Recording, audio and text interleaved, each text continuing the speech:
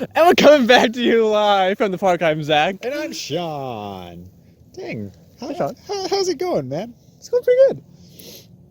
I saw Jacob today.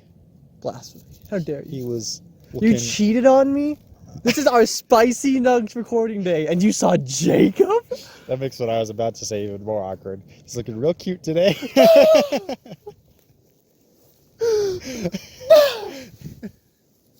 You know, the other day, I even invited Jacob to come on to Spicy Nuggs to have a great time. I was like, Jacob, we will wait for you to get back from school. Mm-hmm.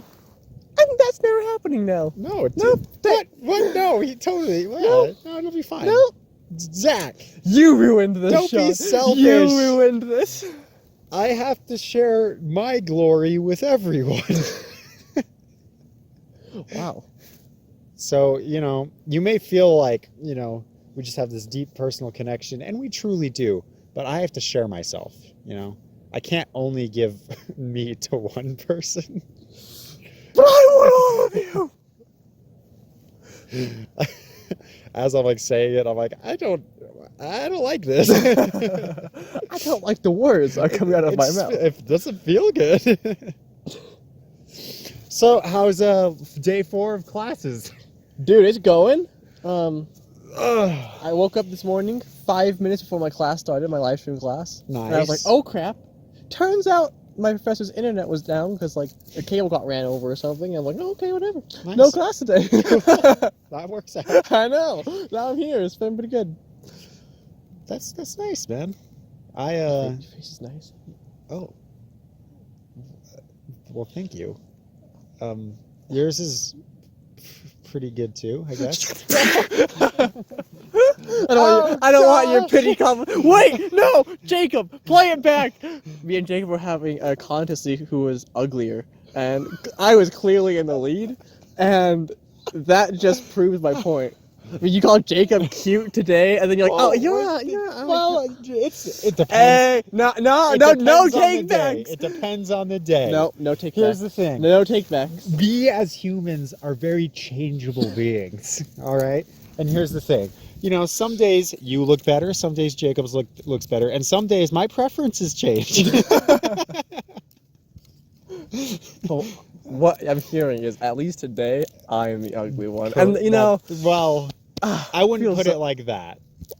Sean! But... But yes. The thing is, you're not wearing stripes. I am wearing stripes. That's plaid. Well, there's stripes going 2 directions. It's double stripes. That is blasphemous. It's double stripes. It's like a double negative. One stripe is good. One stripe's going one direction is good, or the so other they just direction is cancel good. it out, But so it's neutral. No. It's bad. I hate you.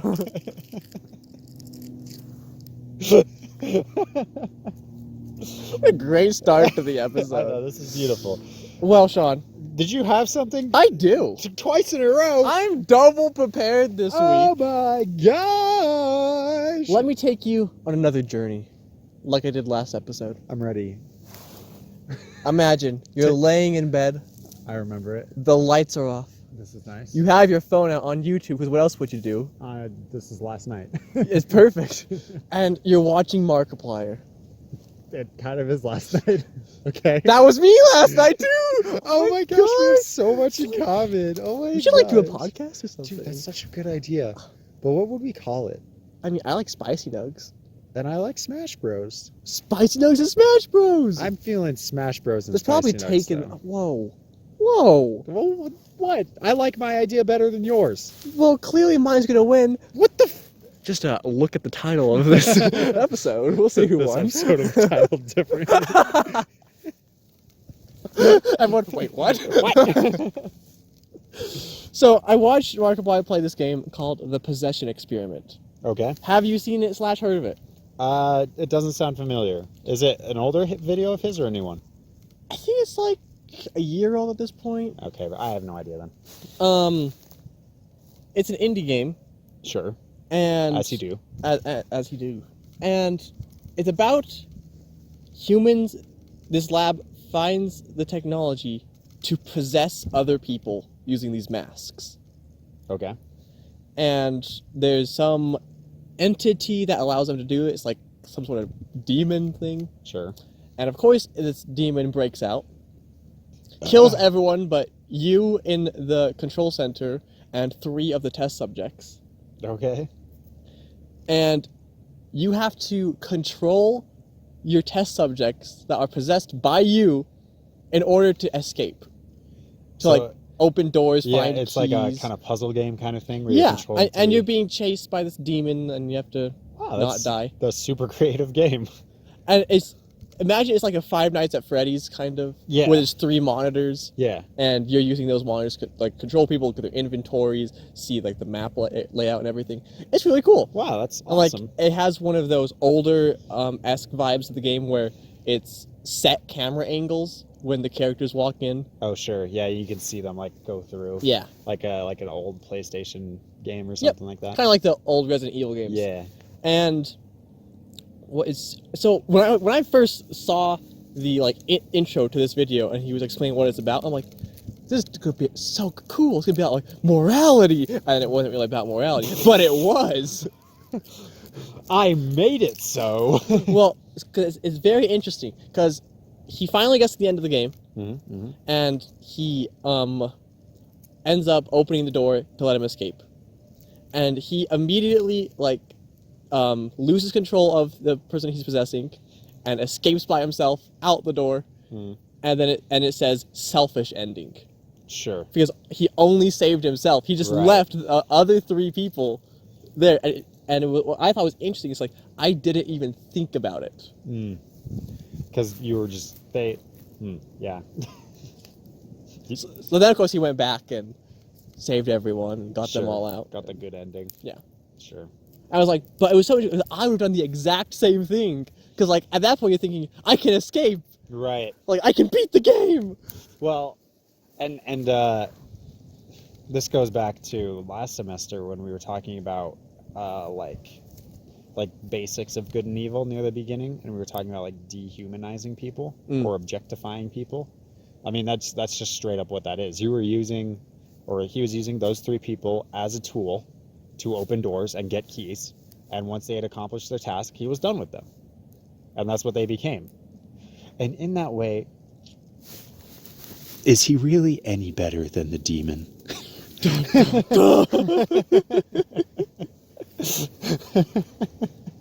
So it's interesting because there's apparently 6 endings to the game. Shoot. And one of them is actually the sacrifice ending, where you save all the test subjects, but you stay behind. Wow. Interesting. So like I just thought it was like, I was watching them like, this is cool. Like, it's like a really unique concept. Like it's like Five Nights at Freddy's, but completely different at the same time. Like it's super cool. Yeah. And then I did not expect there to be like multiple endings and like your choices like mattered, and There's just a lot more to it. And and also the test subjects are wearing masks, and that's what lets you possess them. And I feel like that went a long way in like dehumanizing them as well. Yeah. What do the masks like? Do they have like different designs, or are they all the same? Do you know what they look like? They were all just the same. Like it's like a white mask. Just like a normal like kind of drama mask, where it's just like the eyes and the nose and the mouth, kind of. Got a little bit of a nose, yeah. Sure. Because you remember a long time ago when we talked about like the uncanny valley? Yes. And how masks like kind of land people. That's why masks are kind of creepy sometimes, because like it looks like a person, but it's not quite a person. So yeah, I totally agree with you with like that helps to objectify them, because it takes them, it turns them into like something different from you in a way. Yeah, so that brought me to something that I thought was really interesting. Is I actually read a comment that like there was like a pinned comment of the video, and it was talking about how the animations were very rigid. It wasn't a very fluid animation for any of the characters, and for the viewer, at least, that helped dehumanize them. And I wonder if you take that and like if you put it into a more realistic, like a more, what is it, like realism? Just like a complete realistic setting. Right. Like amazing AAA graphics. Right. And you remove the masks. I wonder if it would even make a difference to the player. It makes me think of The Last of Us and The Last of Us 2. I haven't seen The Last of Us 2, but I can relate to the first one. Okay, so Last of Us, amazing game, right? Very. Amazing storyline. Actually, Ali and I just finished watching through a playthrough of it together, which I just enjoy always. And yeah, it's just a heart-wrenching story, very brutal at times, zombie apocalypse kind of thing. It's great. It's awesome. And just the characters are amazing. So in The Last of Us 1, enemies are either zombies or people. Yes. Right? Zombies, very easy to dehumanize because they're not really human anymore, right? Although they do kind of ask those questions in the game, like, are they still conscious in there? Do they know what's going on? Right, isn't there that one character that still believes that they still are themselves? Yeah, he's scared of, that's his biggest fear, is getting bit and being aware of everything, but unable to control himself. And he had gotten bit. Spoilers. Sure. How dare you? So, yeah, that's an interesting like piece of that. The other side of that is like the humans. And I think in the first one they toy with this, and in the second one they like punch you in the face with it. Okay? So in the first one, Joel is just the character you're playing, he's an unstoppable killing machine. You're going to get to your goal no matter what. You kill so many people. Yep. And it comes back to bite you in one section when you're trying to find your goal, and then some people like come and try to attack you where you're at, and you kill them all, of course. Joel gets really hurt in the process, and it leads to the next part of the game where you're playing as Ellie, and Ellie actually runs into the same people. It's the same group, and they just knew that a young girl, and an older man had killed everyone in their like search team, and they were mad. So it comes back to bite you, because like as a person playing a video game, you're just like, all right, these are NPCs. They are keeping me from my next objective. And for Joel, almost it's the exact same. Whereas, and then it brings in, it's just like, no, there's a consequence for you killing all those people now. So they toyed with that little segment there, right? Last of Us 2, I won't spoil anything for it since you haven't seen it. They bring this to a bigger... They hit it so hard. Every single non-playable character has a name. Oof. When the people walk... Because a lot of it is stealth, right? Yeah. You kill someone, you walk away, they discover the body, they're like, they got Chris! And they all yell it to each other. Not Chris. And every single character. They always have someone to yell, a name to yell out, because every time, and just the main plot of the game, I won't go into detail once again, but it's a lot about how Joel killed a lot of people previous to this, and they're angry.